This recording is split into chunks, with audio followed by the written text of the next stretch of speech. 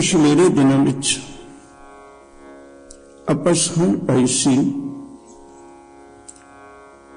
1762 ਦਾ ਉਹ ਸਾਲ है ਜਿਹੜਾ ਸਿੱਖ ਇਤਿਹਾਸ ਵਿੱਚ ਇੱਕ ਨਵੇਕਲੀ ਥਾਂ ਰੱਖ ਰਿਹਾ।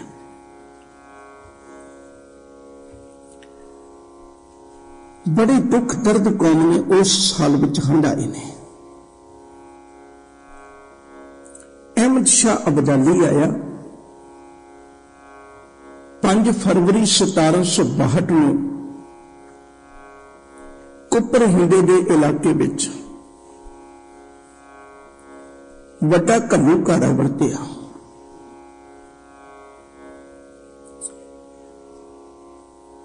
कौम का करीब 40 तो लेके 50,000 के विच जानी नुकसान होया।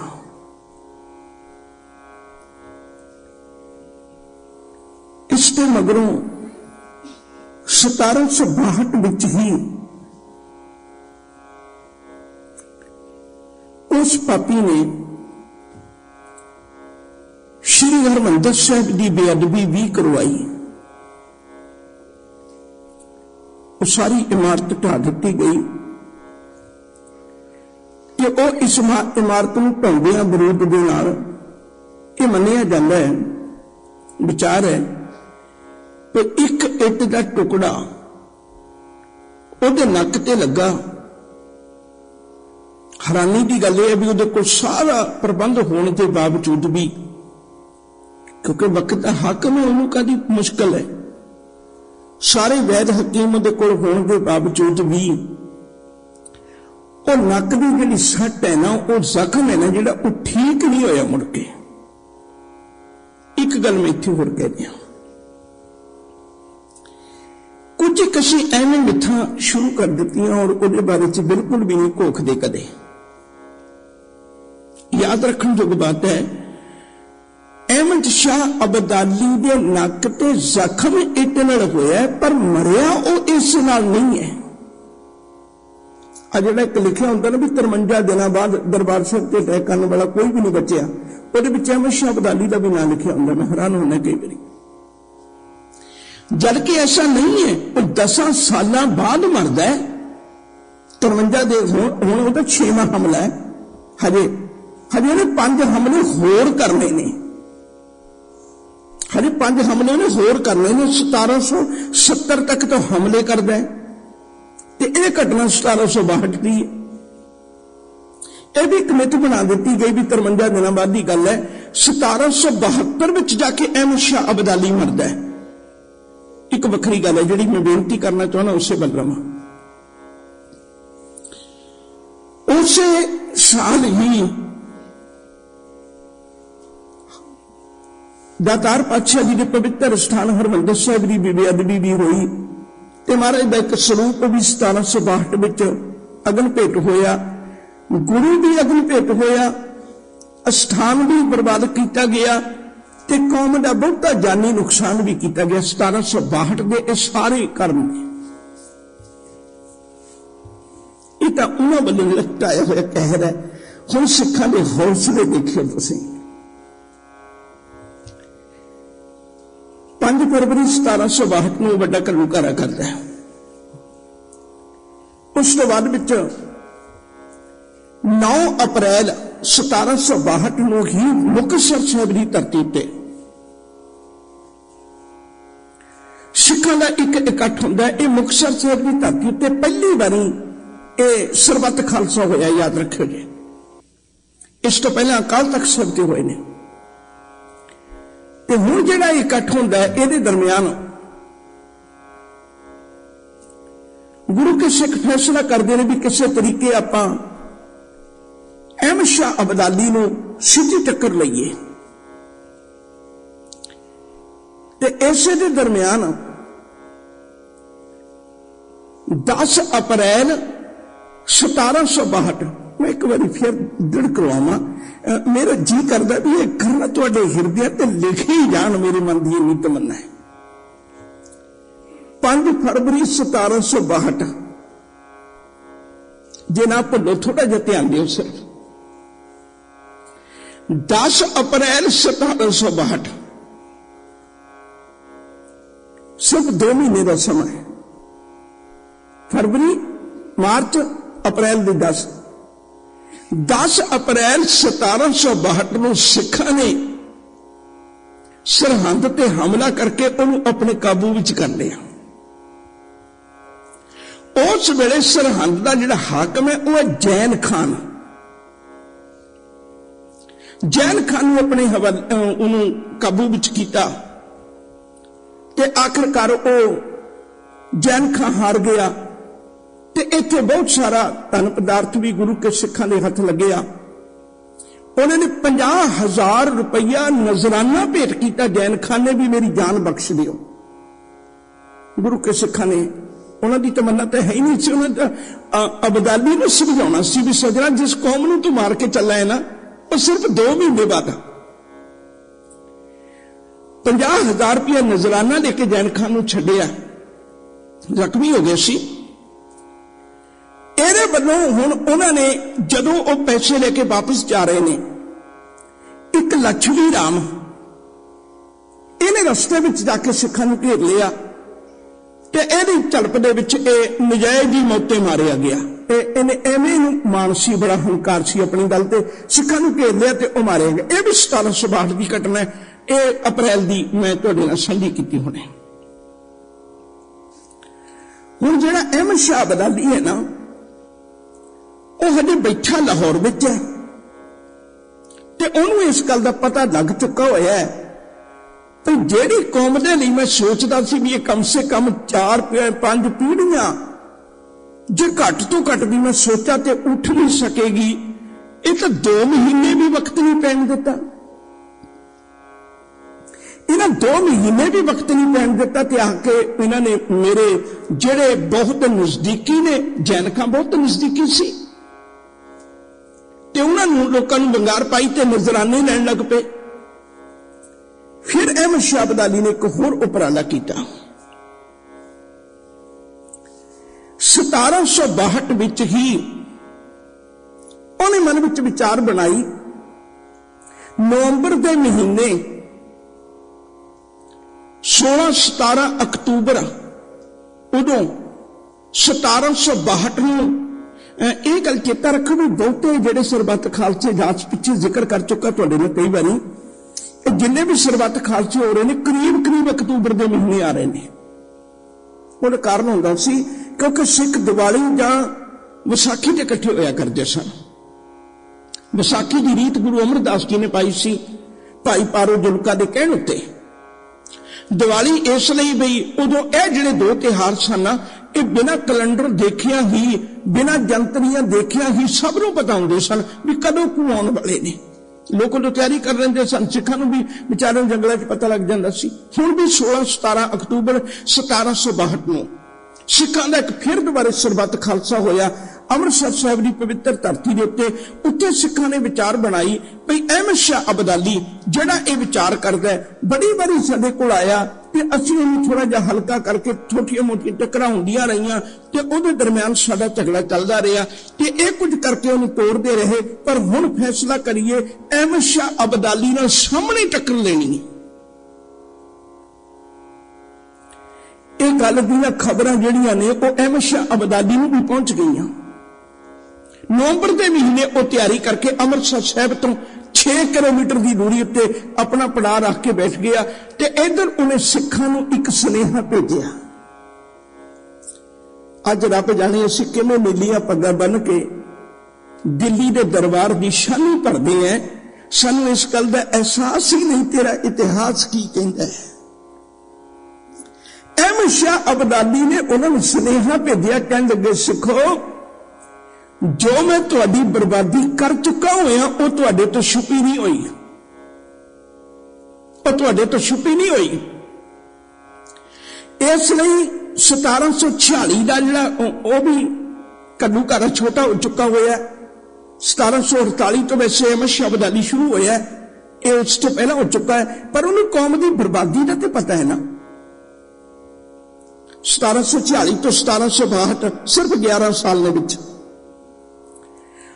उन्हें वतन आके कहने लगे, उन्हें गल आखी, अपने एलची भेजे, उन्हें अपने नुमाइंदे भेजे, उन्हें अपने विचोले भेजे सिखां दे कोल अमृतसर भी तुसीं इन्नी बर्बादी करवा रहे हो, इतना मैं तहश नहश कर दिता ते हुण ते बिल्कुल मामूली जी झपट मारन की मैनूं लोड़ है ते तुहानूं मैं जिहड़े रहिंदे खुंदे भी उस सदा लई खत्म कर दियांगा। तुसीं इक काम करो, कितना चंगा होवे जे तुसीं ईन मान लो मेरी, मैं तुहानूं कुछ नहीं कहना, सिर्फ तुसीं ईन मान लो, कुछ नजराना भेटा कर दिओ। गुरु के सिखां ने उन्हां एलचियां नूं बिठाया, एलची का मतलब विचोले, अज तो सौखा कर दिया। उन्होंने विचोलिया बिठाया, उन्होंने आख्या भी भलियो असी इस तरह वार नहीं किसी ते करदे, तुसीं आयो जी आए नो। पर अबदाली नूं एक गल जाके कमी, पर सिख अपनी जिंदगी च दो चीज़ां दी ईन मनदा, सिर्फ दो चीज़ां दी ईन मनदा, बाकी किसी दी नहीं मनदा। वो किहड़ी चीज़? नंबर एक, वो अकाल पुरख की ईन मनदा है, रब तो बिना सिख किसी की परवाह नहीं करता। मैं एक पल रुकन लगा, आप लड़ी विच ही रहना, मेरे को दिन बड़े थोड़े ने ते मैं उन्हां च पूरी करना चाहना, पर किते किते ख्याल आ जाता है। शायद तुहानूं पता होना चाहिए भी सतगुरु जी ने जो कौम साजी 1699 च, इहनूं शब्द खालसा क्यों दिता? होर भी कुछ शब्द दिता जा सकता सी, इन्हें शब्द खालसा इसलिए दिता सी क्योंकि उदों इहदे विचकार जिहड़े सन वो मसंद सन, सिक्खी, मसंद अते गुरु, ये तीन चीज़ां सन। मसंदा ने भैड़ियां करतूतां कीतियां, गुरु पातशाह ने सजावां दित्तियां, उन्हें मसंदा नूं लामे कर दिता।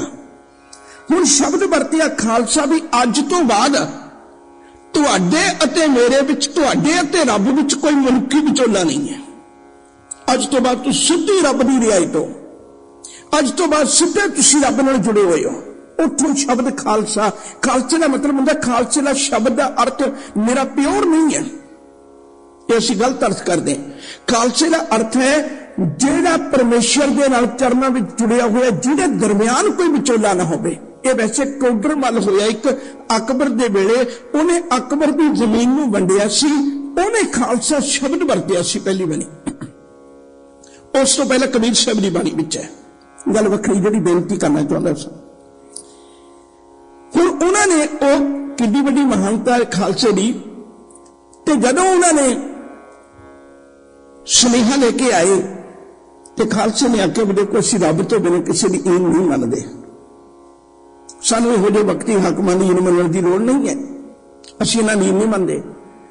एक ईन मनते असीं अकाल पुरख दी, दूजी ईन मनते असीं धन गुरु ग्रंथ साहिब ते पंथ दी, उस तो बिना असीं किसी की ईन नहीं मनते। इसलिए पंथ प्रकाश ने बड़े प्यारे बोल लिखे ने, कान न काहू की ए मानत शहनशाह खुद ही को भागत। कान न काहू की ए मानत, कहने लगे किसी की कान नहीं मनते, ये अपने आप को खुद ही शहनशाह कहाउंदे ने।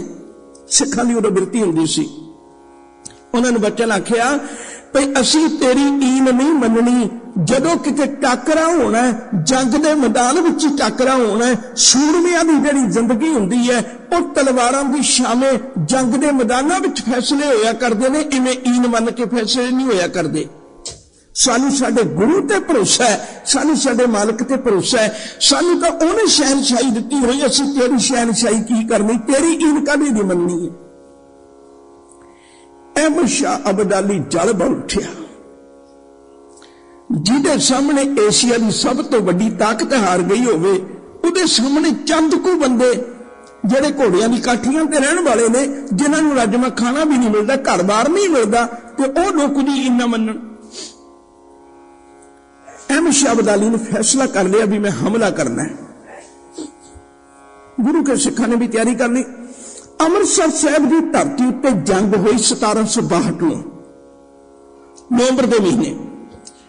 उस जंग के दरमियान गुरु के सिखां ने याद कर करके अब्दाली नूं याद कर करके पापिया किवें साडे बच्चे उदों तरफदे सी जदों तू कुपरी दे विच कहर करन लग्या होया सी। जालमा अगो ये दरबार साहब की इट नहीं सी उखड़दी, उदों सिखां दे दिल फट रहे सन जदों तू बरूदना इस इमारत नूं नुकसान पहुंचा रहा सी। गुरु के सिखा ने याद कर करके कदे हरमंदर साहब उन्होंने नजर सामने आवे, कदे कुपर हीरे का मैदान सामने नजर विच आवे, वो जंगल याद विच आवे, ते कदे बच्चियां दी शहादतां, कदे उन्हां बुजुर्ग मावां दी शहादतां, कदे बुजुर्गां दी शहादतां, कदे उस दरबार साहब की बात हिरदे विच वार-वार चेते कर करके सिखां ने ओ आहू लाहे। अहमद शाह अब्दाली रात दे हनेरे विच भज के जाके लाहौर बढ़ गया, मगर फौज भज गई। कुछ गिरफ्तार किए सिखा ने, पर उन्हें आख्या भी असं तुहाडे कोल की लेना, तुहाडा तो मकसद ही कोई नहीं, फौजी बेचारे का की कसूर है, जाओ तुसीं तुहानूं कुछ नहीं कहते। उदों भी ये वापस चला गया। अहमद शाह अब्दाली जाके हुण फिर लाहौर बैठा है, आखिरकार बेहद नमोशी विच पर मैं ना चंद बंदियां कोलों हार खा के आ गया। नमोशी विच 12 दिसंबर 1762 में वो वापस चला गया अपने वतन में। उस तो बाद विच गुरु के सिखा ने फिर कुछ एक इलाके में सोधिया, जब वक्त मिलता सी ना गंद बड़ा कटते सन हो गया, उदों गुरु के सिखा ने फिर दोबारा सरहद ते हमला किया, सरहद के जालम नूं साधिया ते इहदे नाल ही उन्होंने मरिंडे ते कब्जा किया, मलेरकोटले ते कब्जा किया। मरिंडे नाल सिर्फ ही कोई वास्ता सी, मरिंडे दा जानी खां ते मानी खां। एक पल में तुहाडा होर लवां, साडा इतिहास बिगाड़ी बहुत जा रहे हैं, शायद आपको पता होना चाहिए, इस गल का लिखत विच नहीं आया। दास नूं देखण दा ही मौका मिलिया क्योंकि मैनूं इतिहास नाल बहुत प्यार है। मोरंदे दे विच एक स्थान है, बाजार दे विच ही है, थोड़ा जा 10-20 करमां पिछा हट के, उत्थे ओ कोठा बनिया होया है जिथे गंगू ब्राह्मण के घरों लिया के ओ 2 साहिबजादे ते माता गुजरी जी नूं, माता गुजर कौर नूं उस कमरे च रखिया गया सी। उदों कच्चा कोठा होएगा, डरावना जिहा।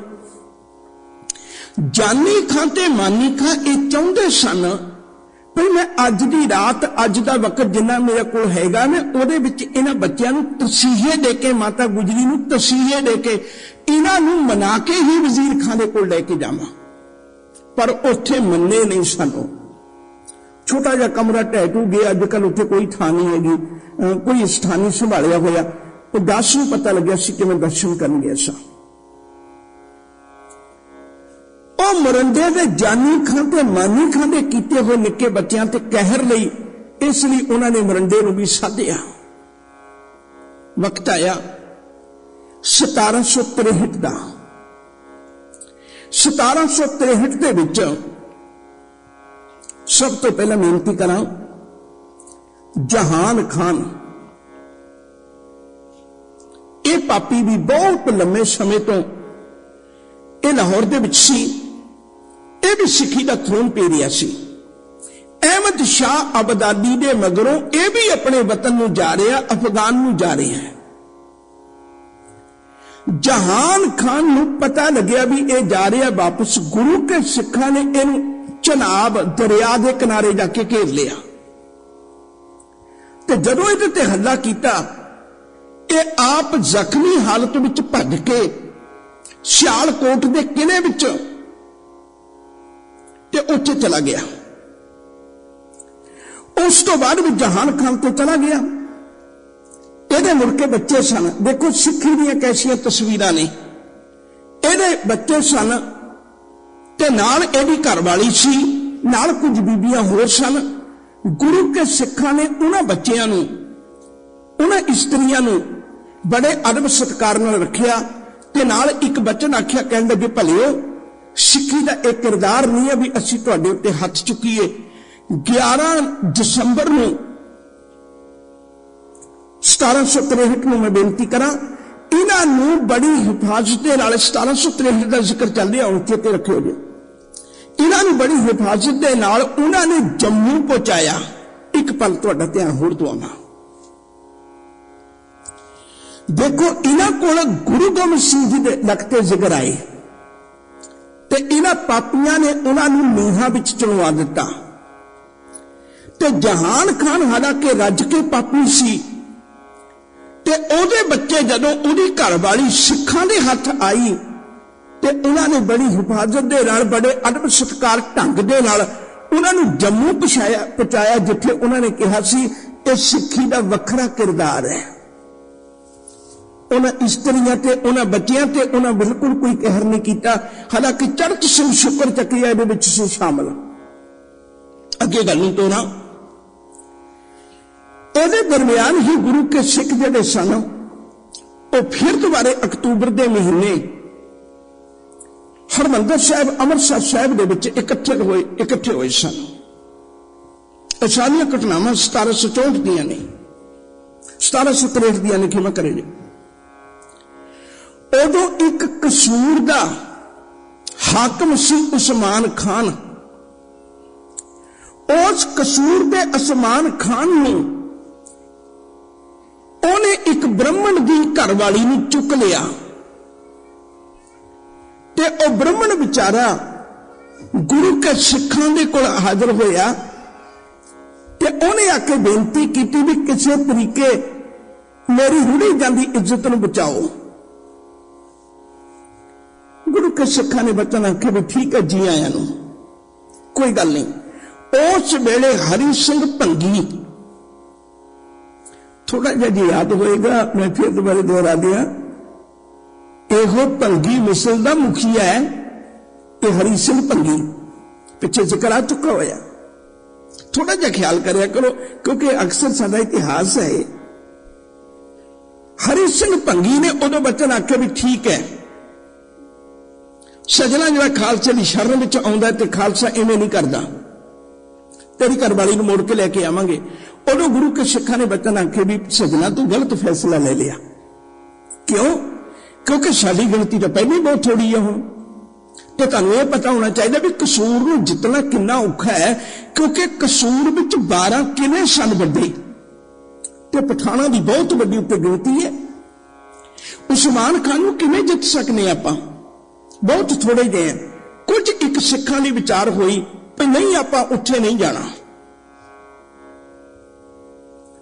कसूर नहीं जाना, तो कुछ एक सिखां दी विचार हुई भी नहीं भावें हरि सिंह भंगी ने वचन कहा है पर लेकिन स्पष्टता खालसे की हजूरी में आया सी ब्राह्मण बेचारा ते खालसे वाले वचन होया तो इस तरह खालसे की तौहीन होएगी। यह नहीं हो सकता हरमंदर साहब विच बैठ के, यह नहीं हो सकता श्री अकाल तख्त साहब के सामने बैठ के असीं ये पढ़न करिए ते इस नूं निभाईए ना, यह नहीं हो सकता।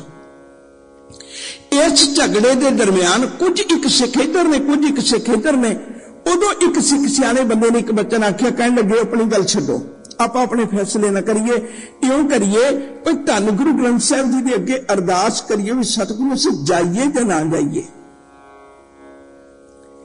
जे तां असीं देखदे हां खालसे दा फर्ज, फिर तो सानू प्रेरणा मिलती है भी असीं जाइए।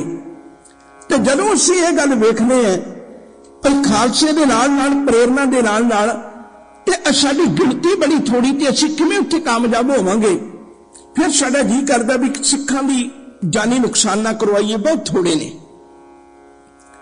गुरु के सिखां ने अरदास की, अरदास करके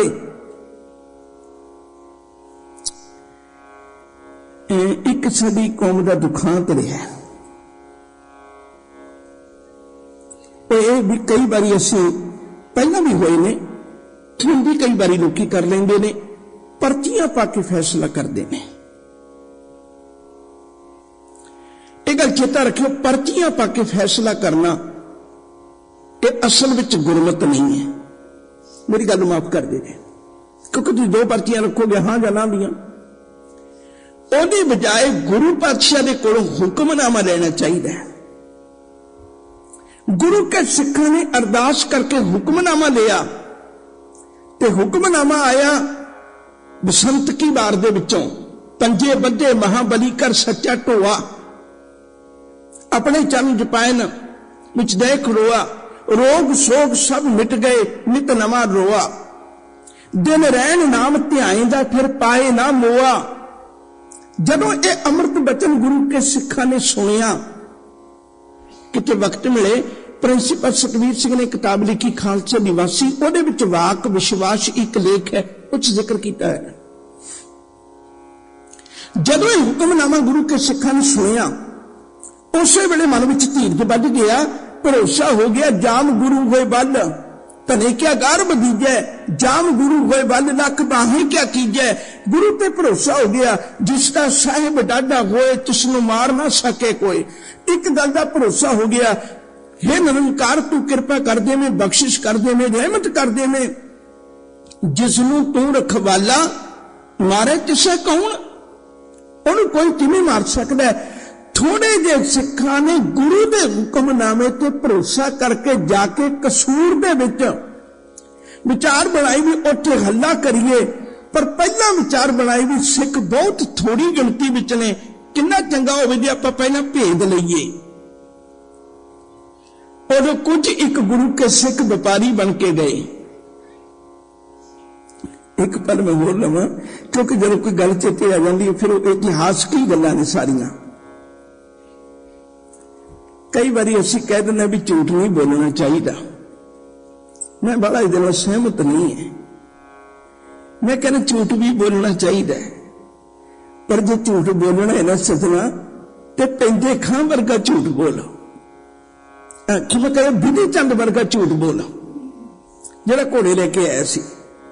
जे झूठ बोलना ही है ना अपनी जिंदगी च, आ देखो सिखां ने व्यापारियों के भेस बनाए, वो झूठ भी कितना पवित्र है।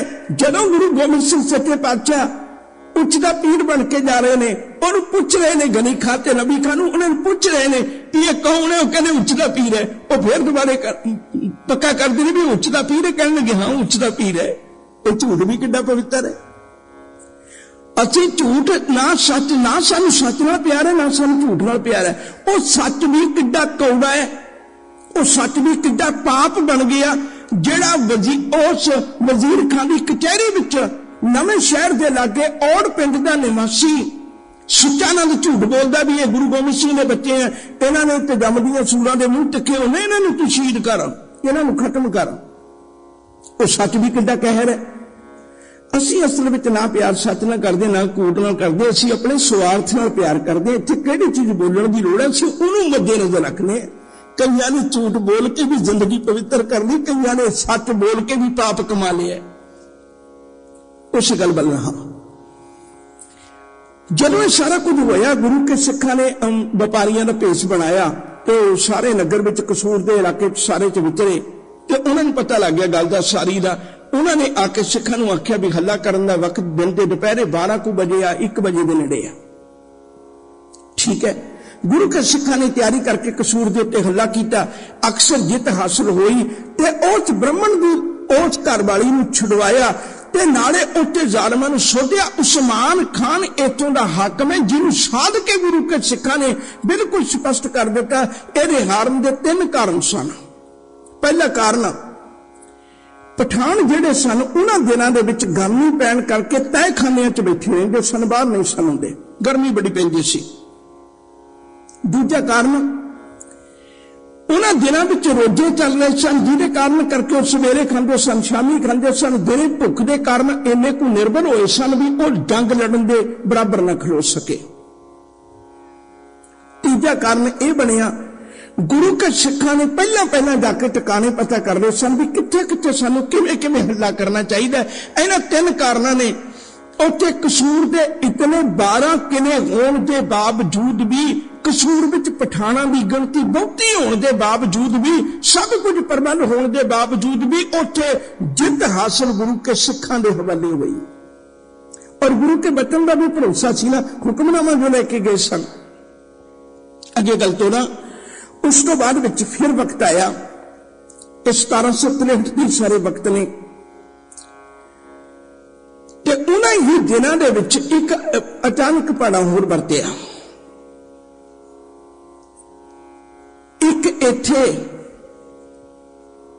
गुरु के सिखां ने फिर दोबारे एक बारी सरहंद ते हमला किया। मैं निक्का जिहा बच्चों जिक्र करके अगे तुरना चाहना है।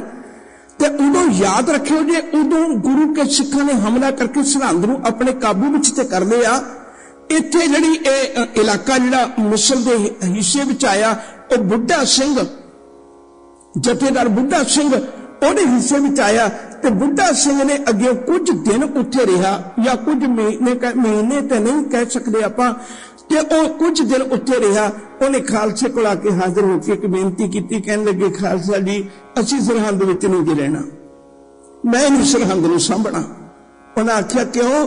ਕਹਿਣ ਲੱਗੇ ਜਿੱਥੇ ਵੀ ਅਸੀਂ ਕਦਮ ਰੱਖਨੇ ਆ ਨਾ, ਜਿਹੜੀ ਵੀ ਅਸੀਂ ਇੱਟ ਵੇਖਨੇ ਆ ਨਾ, ਜਿੱਧਰ ਵੀ ਅਸੀਂ ਝਾਤ ਮਾਰਨੇ ਆ ਨਾ ਤੇ ਸਾਨੂੰ ਸਾਹਿਬਜ਼ਾਦਿਆਂ ਦੀ ਸ਼ਹਾਦਤ ਚੇਤੇ ਆਉਂਦੀ ਹੈ। ਉੱਥੇ ਸਿਵਾਏ ਰੋਣ ਤੋਂ ਬਿਨਾਂ, ਉੱਥੇ ਸਿਵਾਏ ਸਾਡੇ ਦਿਲ ਨੂੰ ਧੂਮ ਪੈਣ ਤੋਂ ਬਿਨਾਂ ਸਾਨੂੰ ਸਰਹੰਦ ਵਿੱਚੋਂ ਕੁਝ ਨਹੀਂ ਲੱਭਦਾ। ਸਾਨੂੰ ਤੇ ਜੀ ਕਰਦਾ ਕਿੰਨਾ ਚੰਗਾ ਹੋਵੇ ਅਸੀਂ ਸਰਹੰਦ ਨੂੰ ਬਸੀ ਨਹੀਂ ਵੇਖਣਾ ਚਾਹੁੰਦੇ, ਅਸੀਂ ਤੇ ਸਰਹੰਦ ਨੂੰ ਉਜੜੀ ਵੇਖਣਾ ਚਾਹੁੰਦੇ ਹਾਂ। ਮੈਂ ਨਹੀਂ ਜੇ ਸਰਹੰਦ ਵਿੱਚ ਰਹਿਣਾ। ਖਾਲਸੇ ਨੇ ਹਾਮੀ ਭਰੀ। ਇਹ ਮਹਾਰਾਜਾ ਆਲਾ ਸਿੰਘ ਨੂੰ ਪਿੱਛੇ ਜ਼ਿਕਰ ਆ ਚੁੱਕਿਆ ਹੋਇਆ। ਮਹਾਰਾਜਾ ਆਲਾ ਸਿੰਘ ਕੌਣ ਹੈ? ਮਹਾਰਾਜਾ ਆਲਾ ਸਿੰਘ ਨੂੰ 25,000 ਰੁਪਏ ਦੇ ਵਿੱਚ ਸਮੁੱਚੀ ਸਰਹੰਦ ਦਾ ਇਲਾਕਾ ਵੇਚ ਦਿੱਤਾ ਵੀ ਤੂੰ ਸਾਂਭ। ਮਹਾਰਾਜਾ ਆਲਾ ਸਿੰਘ ਜਿਹੜਾ ਉਹ ਡਬਲ ਮਾਈਂਡਡ ਜਿਹਾ ਸੀ, ਉਹ ਨਾ ਬਹੁਤਾ ਸਿੱਖ ਸੀ ਨਾ ਬਹੁਤਾ ਜ਼ਾਲਮਾਂ ਨਾਲ ਸੀ। ਅੱਗੇ ਗੱਲ ਤੋੜਾ। ਵਕਤ 1764 ਦਾ ਆ ਗਿਆ। ਇੱਥੇ ਇੱਕ ਬੜਾ ਅਹਿਮ ਭਾਣਾ ਵਰਤਣਾ ਹੈ। 1764 ਦੇ ਵਿੱਚ ਚਰਤ ਸਿੰਘ ਨੇ ਤੇ ਹੋਰ ਗੁਰੂ ਕੇ ਸਿੱਖਾਂ ਫੌਜਾਂ ਨੇ, ਲਾਡਲੀਆਂ ਨੇ ਜਾ ਕੇ ਰੋਹਤਾਸ ਦੇ ਕਿਲੇ ਦੇ ਉੱਤੇ ਜਾ ਕੇ ਹਮਲਾ ਕਰ ਦਿੱਤਾ।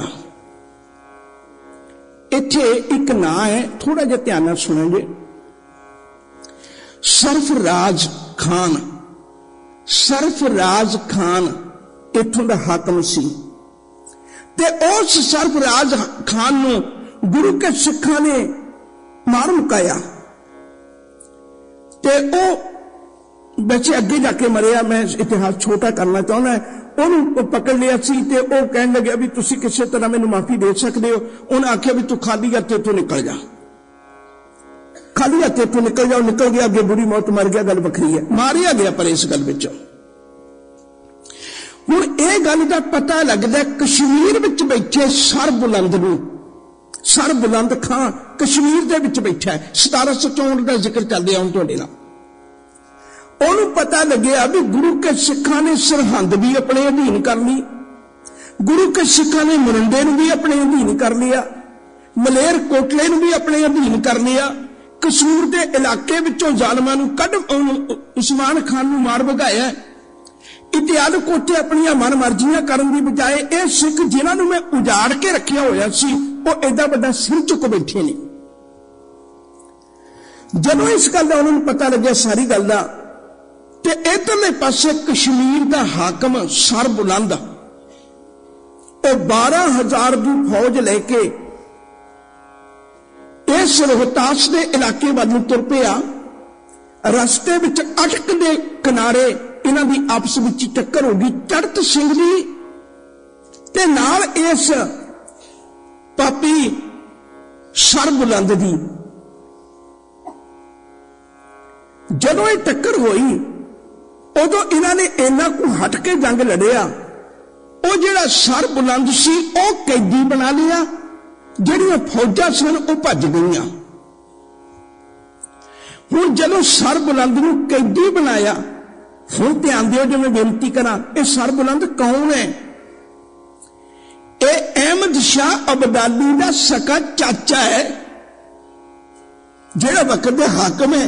ਦੇਖੋ ਦੁਨੀਆ ਉਹਨੂੰ ਕਿੰਨਾ ਮੰਨ ਰਹੀ ਹੈ। ਅਹਿਮਦ ਸ਼ਾਹ ਅਬਦਾਲੀ ਦਾ ਸਕਾ ਚਾਚਾ ਸਰਬੁਲੰਦ।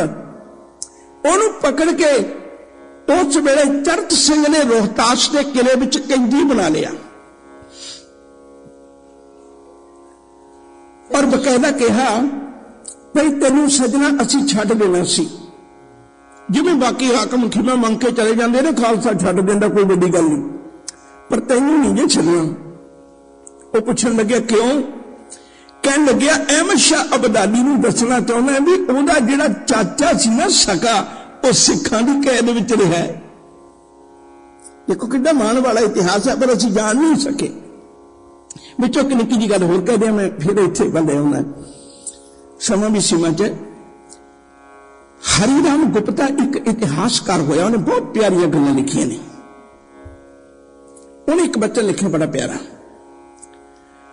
कहन लग्या सिखां दा दुखांत रहा है, 10 पातशाहियां दे जीवन बारे भी बहुत लोगों ने गल की, करनी भी चाहिए, मेरा मतलब यह नहीं। और उस तो बाद विच महाराजा रणजीत सिंह ने काल की बहुत गल की, पर लेकिन जेड़ा समा 1716 तो लैके 1792-90 तक का समा है ना, वो इतिहास ने बहुत दर्द हंडाए, और ओयो शहादत भरिया होया इतिहास सानू बहुत सिक्ख्या दिंदा, अडोलता की दात दिंदा, लेकिन ओयो इतिहास असीं कदे नहीं भुलिया। इस इतिहास बारे बहुते लोगों ने गल नहीं की। वो कहंदा जितनी इन्नियां कुर्बानियां और इन्ने संकटां, इन्नियां मजबूरियां के सामने सिख जित्ता हासिल करते हैं, कहने लगे इन्हां ने ओहियो इतिहास अज तक दुनिया नूं नहीं दस्सिया। जे दुनिया नूं दस्सिया हुंदा ते किसी नूं कहण दी लोड़ ना पैंदी भी तूं सिख रह जां सिख बण, लोग आप मिन्नतां करदे। उस गल वल चलां। हुण ओहने रोहतास के किले विच सरबुलंद कैदी है, तो उन्हें चरत सिंह नूं बुलाया। और देखो सिखां दी खासियत, मैं बार बार बेनती करा, उन्होंने उन्होंने आख्या भी देख तू हाकम है, असीं तैनूं कैदी रखने पावे पर तैनूं शाही कैदी वांगू रखांगे, क्योंकि तू राजनीतिक कैदी है, तू अपराधी कैदी नहीं है, तैनूं कोई सजा नहीं असीं देनी, शाही कैदियां वांगू रखिया। उन्होंने बतन दस भी जे तैनूं कोई चीज चाहिए होवे जां तू कोई गल करनी होवे तू बुला सकना। उन्हें सुनेहा देके चरत सिंह नूं बुलाया।